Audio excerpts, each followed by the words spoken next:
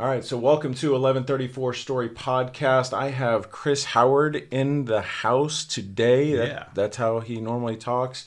I am Steve Cohen, and you are never too lost to be found. So 1134 Stories are simply where, if you, this is a wonderful part about being live, where hell is actually flipped on its head, because that's what 1134 upside down spells.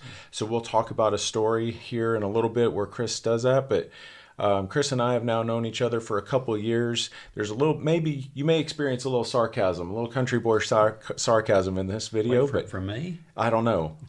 One of us. Okay. And if I start talking like Chris, it's okay.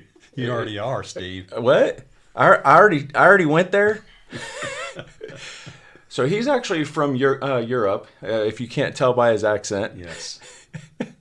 Sorry. Shamrock. Shamrock, UK. Yes. That's in Ireland, actually. Ireland. It is. So, you may be in a treat for what we talk about today. We really, I don't know what we're doing. What are we talking about today, Chris?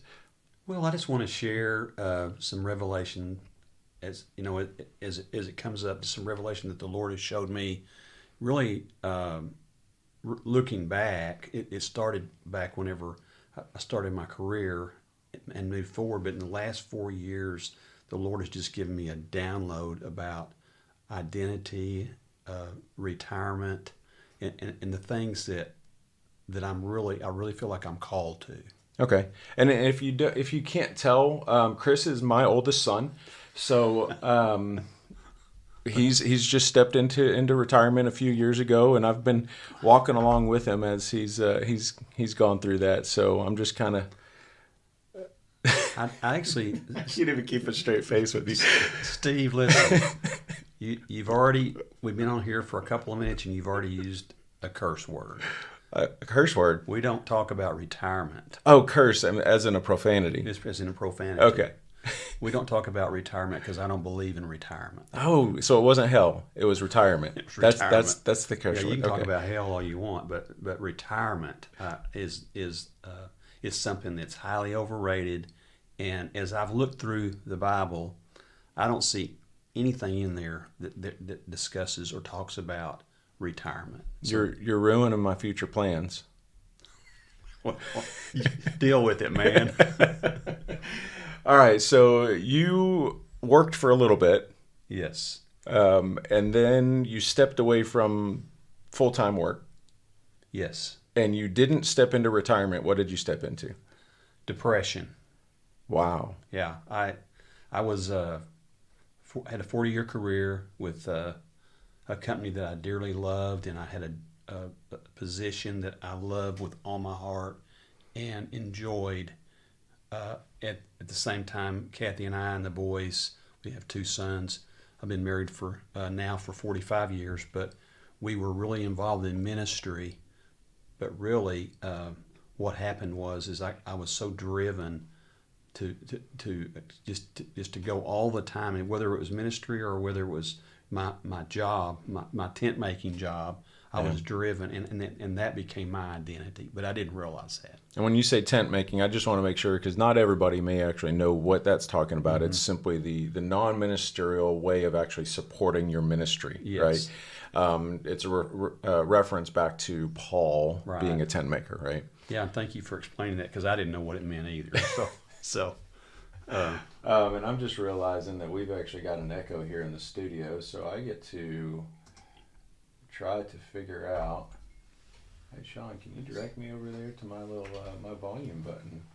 This is again the one, Full screen step in whiteboard. the wonderful. One more over.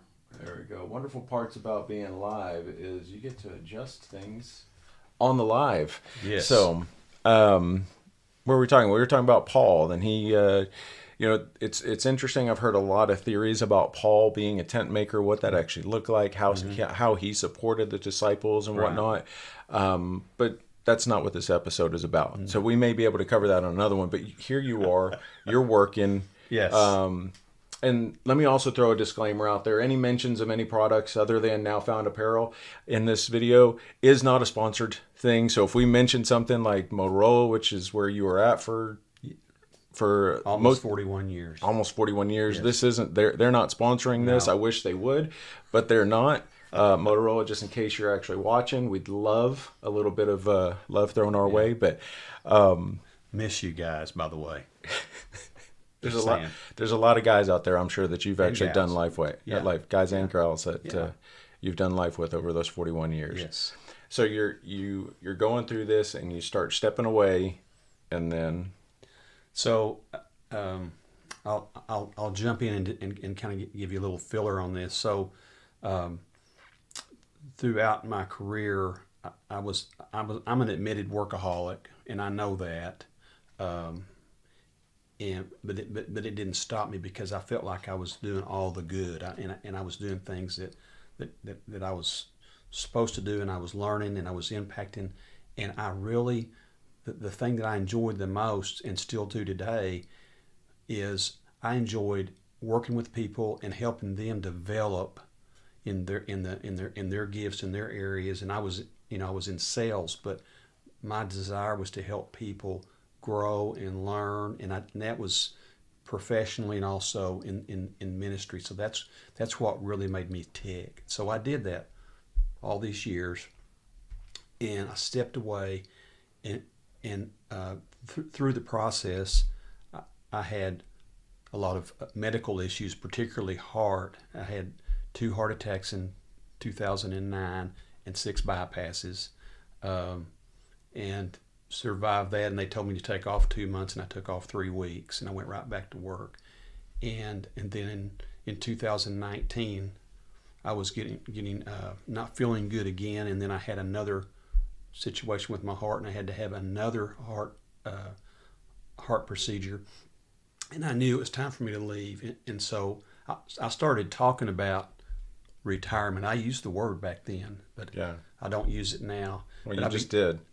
Well, but I mean, that's true. The R word. Let's call it the R word going Yeah. forward. But anyway, my wife, who knows me better than I know myself, said, "Chris, you better have a plan, because when you're no longer doing this, you're going to need something to do." And I was so tired, and I felt so rotten physically that I just wanted to get there. And so got there at the end of 2019, or actually January the 2nd, 2020 was my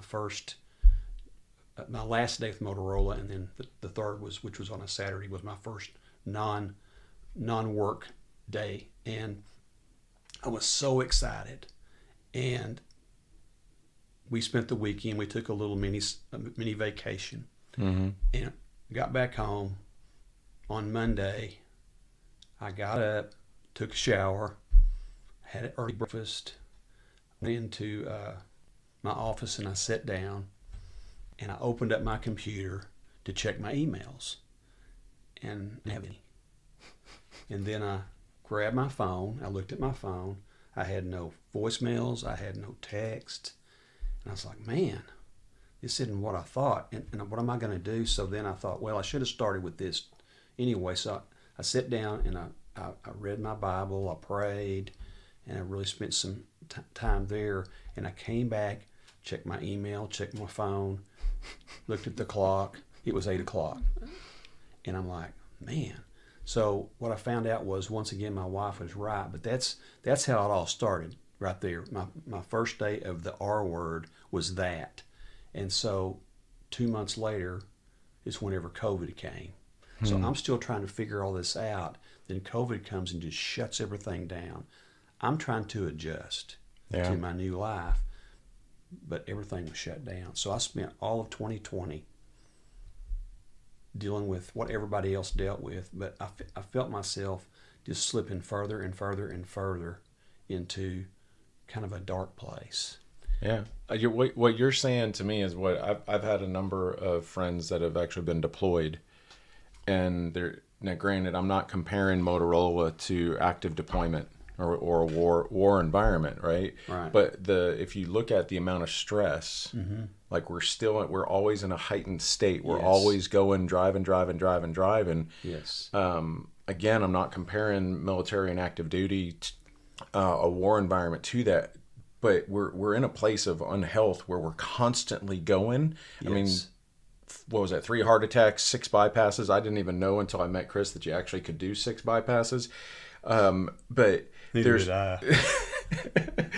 so, but you're in this heightened state, and we're always going. And I think that that's one of the things in this Western culture and in the environment that we're sitting in, that the enemy of our soul is continuing to do. And for those who don't have this workaholic mindset, this could actually also be taking your kids to 14 different soccer engagements and dance recitals or singing practice or Right. music lessons, and going to and from work and doing everything, and where you wake up early in the morning and you're go, and you don't have that time to actually detox or even get yourself ready for that R word that you're talking about, where Right. all of a sudden things stop. And Yes. people the guys that I've talked to coming back from active duty, man, it's like something, they don't know what to do now. They've Right. been in that heightened state for so long, and when they're not, that there's now this, I don't know how to operate here. Right. Right. And that sounds very similar. It's kind of like empty nesters, right? Yes. We're go. Or your kids go off to college, and now you don't have that anymore. Yes.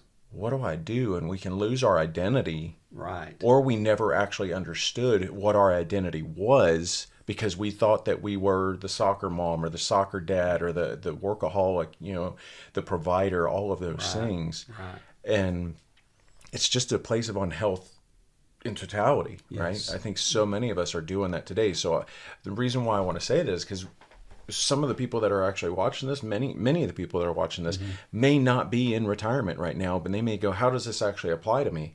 It applies. Yes. It applies to every single one of us, that Right. we're just in this place of constant drive. Right. And to go along with what you said, I talk about this a lot. You've heard me talk about it, but through that process, we all have different areas. But in my case, my career became my identity, Yeah. or I thought it was my identity, because it was like, but it wasn't my identity. It's what I did, but I didn't recognize it. I was like, this is who I am. And then whenever it wasn't there anymore, I had nothing to pull from. When you would introduce yourself, what would you say? Hey, Chris, tell me about yourself. I would talk about what I did for a living, or I would talk about what I did ministry wise, mostly about what I did for a living. Yeah. That was, that was the majority of the conversation. I see that and so most often. people do that, right? And I think part of that is actually we want to put people into a box. Right. We want to put them in and go, okay, well, you're a salesman. Boom, I know everything about you Yes. because you're a salesman. And what that does is that actually helps me, or makes it easy for me to not have to actually get to know you. Yeah. So, and that I think is another thing that we deal with so often, is that we don't have relationships. You're stepping into this new thing, this new R word, right? Right. And here, no text messages, no emails. Like, where were the deep relationships that sit there and go, hey, Chris, I just want to let you know I'm right here with you in this, because you're in a new season. Right? Let's go have coffee. Let's go grab lunch. And to hit that email or hit that text first thing in the morning, when they know that you're going to be on, Yes. going, what the heck do I do with my life now? Right. Right? Right. And I think that that's a deep relationship that we're so missing. So, Excuse me. if our only relationship is actually found with the people that we work, if they're only work relationships or only ministry relationships, it's so easy that when we leave that environment, that our relationships are left behind as well. That's really, really good, Steve, because as you were saying that, I've thought about this quite often, but I knew a lot of people during my time. But when I wasn't there anymore, even though I still think the world of all these folks, the ones that are still working, I'll never talk to them anymore. I don't see them. From time to time, they'll call me or I'll call them or whatever, but it changed the dynamics of those relationships. Yeah. And so it's like our relationship was based on what we did. Mm-hmm. And I wasn't doing that anymore. Yeah. So it was like, wow. So just a lot of revelation there. And through the process, I finally realized I got to the end of 2020 and I was so down, and the 2021 hit, but I had so far to go from there. Instead of picking myself up like I'd always been able to do before, Yeah. I went down further. I spent another year I had a year-long pity party, just feeling sorry for myself, trying to figure it out. Wow. And through a series of events, I was able to get involved and do some things ministry-wise. But I sat down with a pastor friend of mine, and he started asking me. My wife actually reached out to him because she was worried about me, and he sat down with me and he said, "What did you really enjoy about your career?" And it wasn't about, we made this big sale or got this big contract. It was always about the personal relationships. Yeah. And he looked at me and he smiled and he said, "Would you come along and help me because I'm now the pastor of people development here." Yeah. And so I did that, and it just changed my life. And through that, I realized that my identity was not what I did. My identity was who God says I am. So Yeah. I began to start reading all the scriptures. Yeah. And I've got these cards that I give out, but this is basically the impact of our identity, and it's based on a lot of it's based on a little book that I found, but in the Bible it says we're accepted, we're secure, and we're significant. And I've got like 10 scriptures with each one of those. Is when I talk to people, and they ask me what I do now, I'll say, well, this is what I do, but this is who I am, and I talk about identity. So it opens that door. What's your title now? Well, my title is, as I developed this back whenever I was still in my career, but I changed my business cards to Director of Optimism. Yeah. And I handed those out for several years, but after I moved into our land, one of the things I did early on was I went and got my business cards made because I was still trying to figure out this whole identity thing, and I thought I can still be the Director of Optimism. And Steve, you've seen these, but I hand these out everywhere I go. Oh yeah. Because it says until further notice, celebrate everything. The joy of the Lord is my strength. And it's got my name, my phone number, and my email on there. And I give those out, and it opens doors. And what I have discovered is the Lord has shown me this as I've gone along. It's been a little over 4 years now. But during our lifetime, we develop all this equity, this spiritual equity, and God is downloading this and filling us up. And He's not just doing it to do it. It's so that we'll have it when we get into situations later on where we can share with other people. So I spend a lot of time with some young folks. Are you middle-aged? Middle-aged? I'm 27. But also, I run into a lot of seniors. I don't like to even call myself a senior, but I run into a lot, and they have the same issue that they were going to retire and play golf and hunt and fish and travel, and that doesn't last long. Yeah. Because they still don't really, the identity thing kicks in, and I'm sure you recognize this. But one of the things I've noticed is a lot of people, they retire, and within 2 or 3 years they die. Yeah. And it's because they lost their purpose. Yeah. So the Lord's got me on this mission, and it's like I have coffee with different people 3 or 4 times a week. I meet with young folks, and I'm so excited to be able to share, but not only to be able to share my experience, but also to gain more. I don't have it all figured out. So I'm having the time of my life. I'm enjoying it, and I found out that I am the Director of Optimism. You are. And you are. And I did give myself a promotion recently. Ooh. I'm now the CEO. Wow. Chief Encouragement Officer. I like that. It's kind of a dual. It's kind of a dual role, but it's related. But since I'm the only one in my company, I can do what I want. Yep. Except you have Kathy to actually still direct you there. I have to ask permission. And if you're enjoying this right now, please subscribe and follow.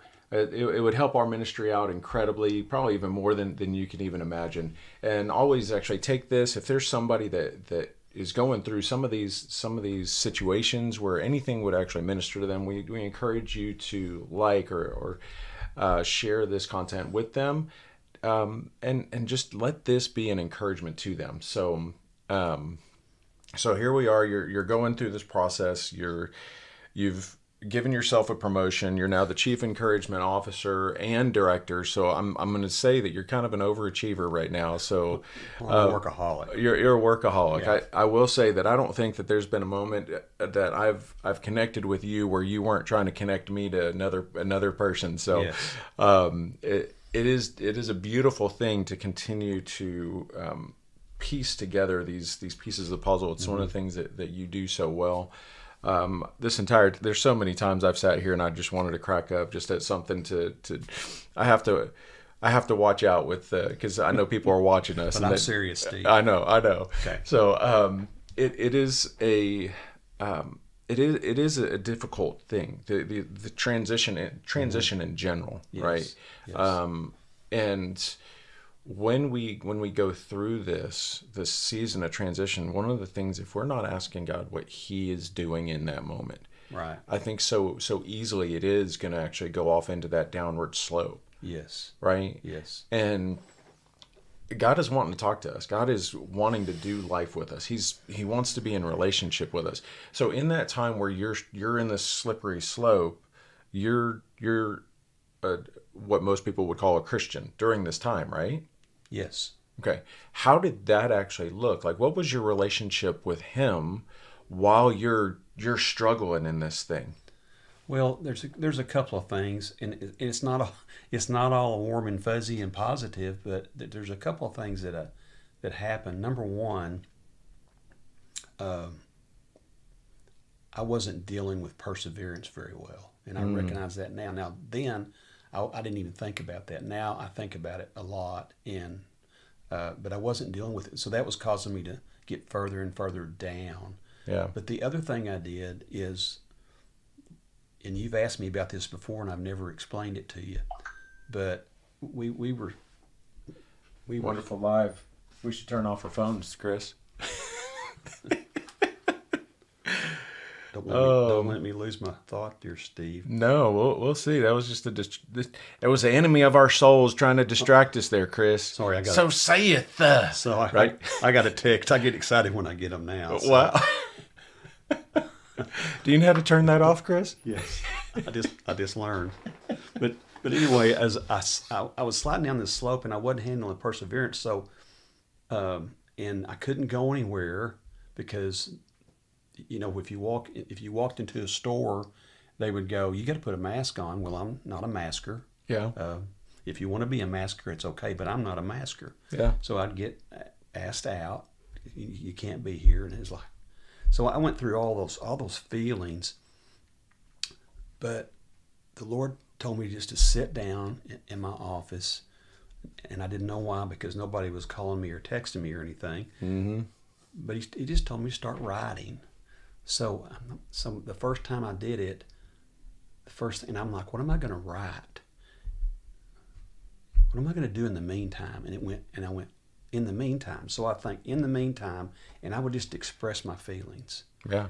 And then the Lord would give me some more information to go with that situation. Also, I'd start looking in the Scripture to see what the Bible said about the particular thing that I was in the meantime. And so I've written probably, I don't have a blog. I post some of these on Facebook, but I have all these, and so I've got probably a couple of hundred of them. And Yeah. and I'm one of the things that I've told you and you've challenged me on is that I'm going to write a book, which I have found out most people that are in my stage of life, they're all going to write a book. There you are. know? We actually need more people in your stage of life actually writing books and being mentors to the younger generation. Right now, I see this. We have a small house church, and what we've noticed is that people like to stay around people of their own demographic. Yes. And what we saw for a while, we had more seasoned, more experienced people showing up to the gathering. And then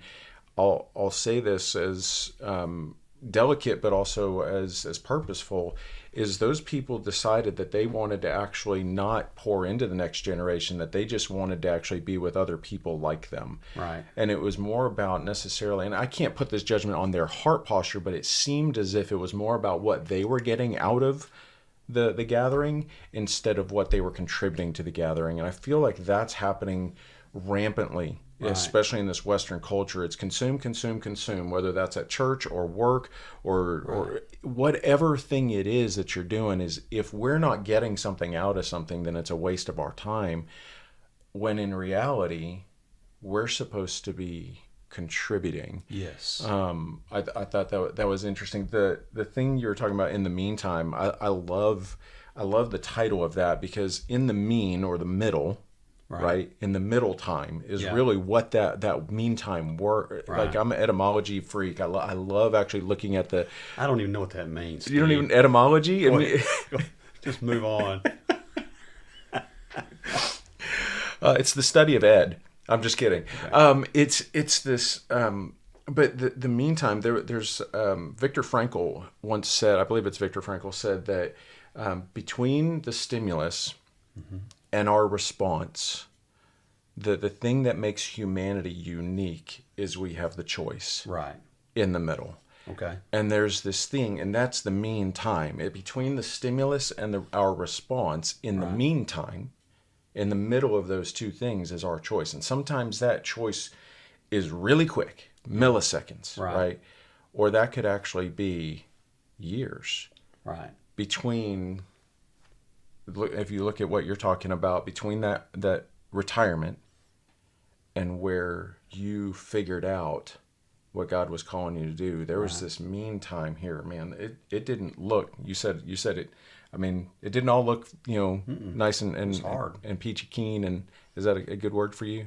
Do you know what that means? One of my favorites. I mean, now etymology is my second favorite word. Yeah. I love it. Because I love Ed's a good guy. Yeah, Ed is etymology. Toe is his middle name. So yeah. Oh man! So just this meantime, I these things that are happening while we hear the promise of God, and then we go, well, where is it? Yeah. Like, God, you said this, or God, I felt that you told me to do this, and now it doesn't look like what you made it out to be. Right. Well, maybe you're just in the meantime. You're just in the middle of the 40-year journey in the wilderness, right? Because that's what the Israelites did. Yeah. They had a promise. Yeah. And they had a stimulus. Yes. But there was a 40-year meantime for them. Right. Right? Yeah. And now I pray that you don't have to go through 40 years of meantime. Already did. You already did. Yeah. You don't look old enough to actually do that. Well. So now you're writing in the meantime. You put Facebook posts out that are concentrating in the meantime. Now they're really good too. Have you read any? They are. I've read one or two of them. Okay, good. So the dedication to that, or the devotional aspect of that's calling us back to God is a beautiful thing. As you're experiencing it, as God is calling you, I love that you're actually sharing that with others. And I think that's one of the things that where you're at now as Chief Encouragement Officer and Director of Optimism. Yes. Right. Pays the same, but yeah. Yes. But as you're introducing people, as you're meeting people, you're introducing people, you're connecting people. There's this community that's being built around what God is calling you to do. Mm-hmm. But who has he actually made you to be? Because I'm still hearing a whole bunch of stuff that Chris Howard is doing. Are you asking me my identity, or what do I do? Yeah, I'm asking like, how did you struggle? So you're going downhill, all these, you're still struggling with the things that you do. But what other than the titles, because if you haven't seen the podcast with Marcus Burkeen, we talk about titles at the very beginning of that. If you haven't seen it, go watch it. Yeah, Marcus just knocks it out of the ballpark with that. But so like, where's the Chris in all the titles and all the stuff. Like, who is that? Are you ready for this? I am. Maybe. I don't know if I am or not. Here, it's pretty simple, really. I struggled through all that stuff. And by the way, you're talking about the 40 years. This is one of the things that the Lord showed me. Was for 40 years I was marching around, and God was taking care of us. We had everything we needed. It wasn't, we weren't just surviving. We were, in some cases, we were doing very well. Yeah. But we were still in this circle. Yeah. And and what I didn't realize at the time was He was preparing me as I'm making the circle and going around. He's preparing me and going through heart stuff and all these different things. He's preparing me for what's on the other side of the river over there. And I passed right by it. I don't remember how many times, how long it took them to go around in there, but I think like every 2 or 2.5 months. So I don't remember the number, but You're talking about the Israelites Yeah. would have been passing by the crossing of the Jordan River, where they eventually would have actually crossed right over, right? over there. Yeah. And so finally, I'm no longer gainfully employed, and I'm going through my pity party, which really stretched out to about 2 years. Yeah. And I realized this is for the birds, man. And then I began to reflect back in my life. Steve, I've had a really, really, really good life. Great parents. I never saw my mom and dad one single time argue or raise their voice.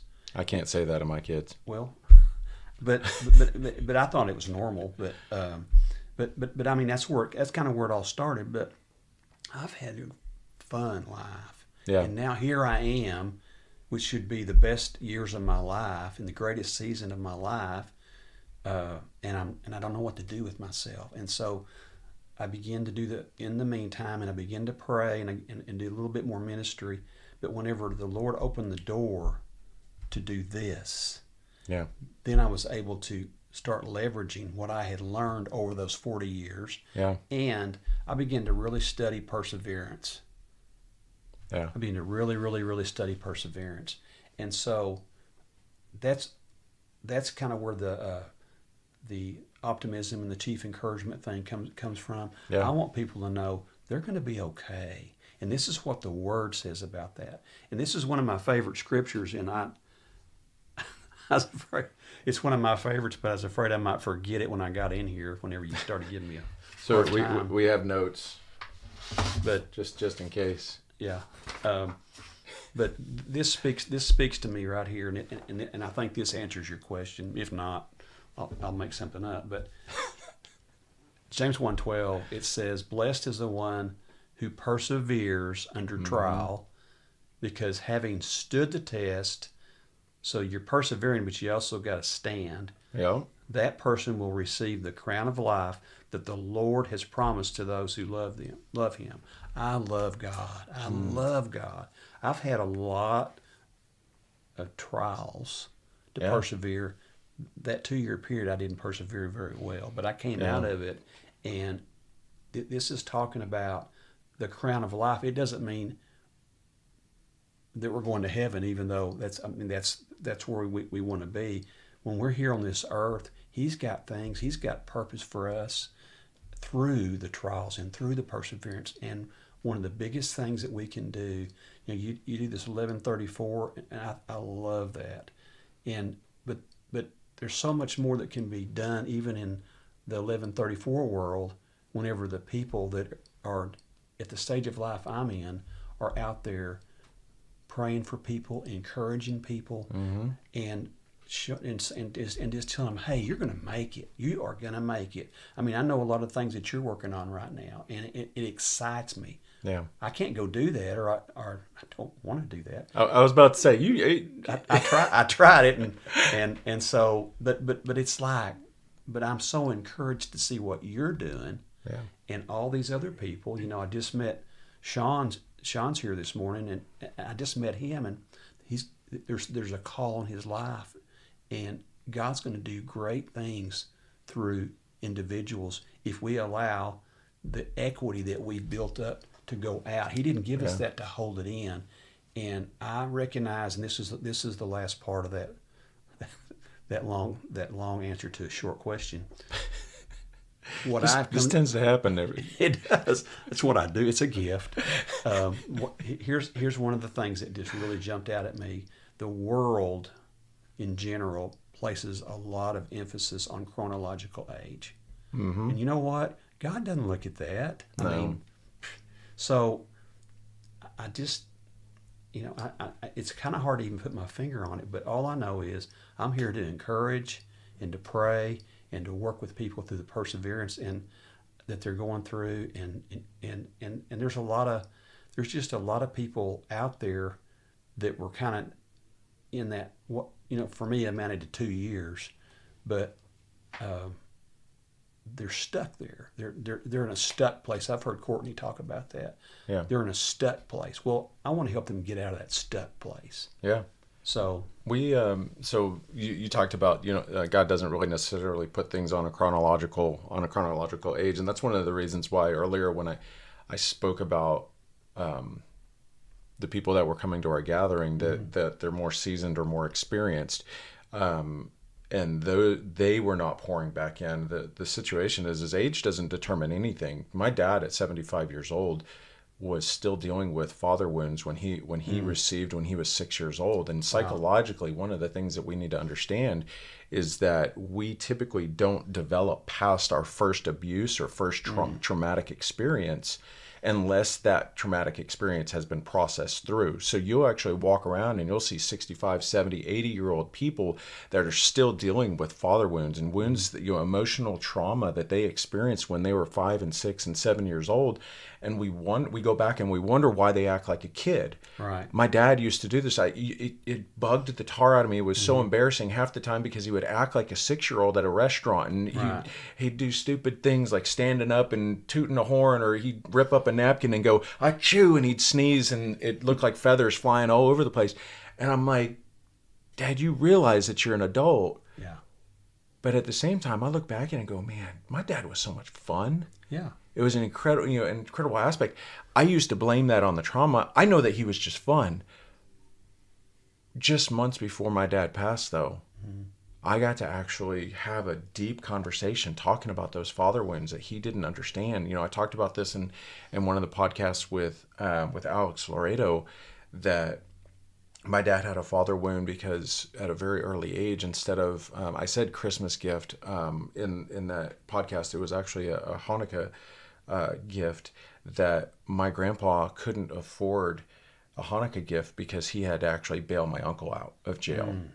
Wow. Right? So he chose my uncle over him. And for 70 years, my dad believed that he wasn't lovable, that his dad didn't love him. And what I ended up actually doing is I got to walk him through healing that wound, a 70-year-old wound or 68-year-old wound, that I asked him, I said, if you were your dad and you had to choose to bail one of your children out of jail or buy your other child a bike, which would you choose? And it sounds like the stupidest, simplest, like no-brainer thing. Yeah. But that was the thing that got my dad stuck for so long. Right. And his entire life, he was looking for love in all the wrong places, as that song says, right? I don't know if you know that song or not, but Before my time. But this thing is so often we are stuck. We've experienced something that is now keeping us stuck. And what I would encourage to do is to go and ask the Lord, ask the Creator, ask your Father what that thing is where you're stuck. One of the questions that Court hates when I ask this, I ask it on a pretty regular basis. I've started actually asking other people this question, and I'm getting about the same result, is how long do you want to stay stuck? And people will come to me and they're stuck and they're complaining and they're frustrated. And that question is, it's a jolting. It's like, what do you mean? How long do I want to stay stuck? Yeah. How do you answer that, right? I want to stay here for another 5 years, Steve. No, it's like, what's keeping me stuck? Yeah. God, what quicksand am I in right now? God, where are you at in all this stuff? Right. And I did want to, I think it's amazing that you're referring to James 1 here. It's just so you know, it's actually Jacob, or Jacob, depending on where you're at. Just in case you hear me say that. So we've been staying in Jacob 1 and 2 for the last 3 gatherings on Friday nights. And we've been talking about this perseverance. My encouragement is that if you are going through that 2-year lull, if you're in that moment right now where you're struggling, where that trial is still lasting and you're not seeing the fruit of the trial, know that to purify gold, it has to stay on the heat for a while. Yes. And all of the impurities start coming out. And this is a beautiful picture that my wife was given in her when she wrote her first book, Refining Identity. Is the purifier, or the one that is purifying, is going to keep the gold on the heat until all that stuff goes away. And what I was picturing, you're talking about that 2 years that you're going through this, is I feel like what God was doing was he actually had you on the heat and he was just boiling away all the 40 years of impurity. Yeah. That's good. All of the stuff that was keeping you from being who you truly are and what you were truly called to be, is God was just boiling that off. He was refining that off so that you could actually go step into who he created you to be, right? And it's this place where if we have to question what we're doing right here, right now. Are we allowing God to purify us, or are we adding more toxins to us? Are we bringing on more stuff that isn't ours? Are we adding more stuff that God's going to have to remove later? Or are we saying, God, rend me. God, open me up, look inside. If you don't see anything or if you see any impurities, wash them clean. Right. Like, imagine now for 40 years, if you had been doing that, how different that 2-year period was. Oh, man. What that would have actually looked like is and we have that opportunity. So in the meantime, right now, here's a stimulus that I'm calling you out to make a choice, right? To open yourself up and go, God, I submit to you. If you don't know Jesus, I encourage you to seek him out and submit to his lordship over you.